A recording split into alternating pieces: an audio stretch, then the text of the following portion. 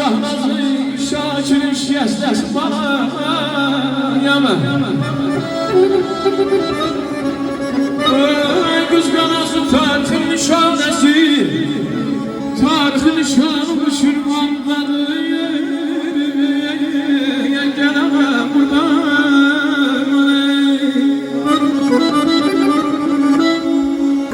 Şirvan şairlər məskəli yolun şirlər ocağı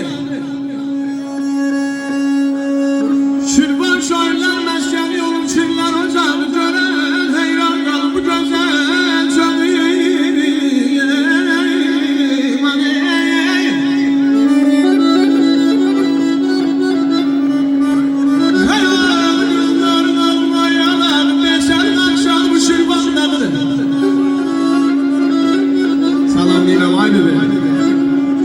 Sen de doyalım. Aman sağlı derdi düzeldi berdeme.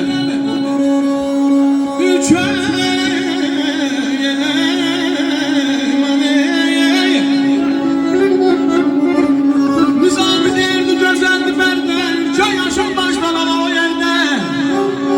Şakir'i sansalar günlerim derde. Oğlum ben derim oğlum bak bizim elden eğlenmen gelip kullar kalıp elinden yolum düştü yollasın afer.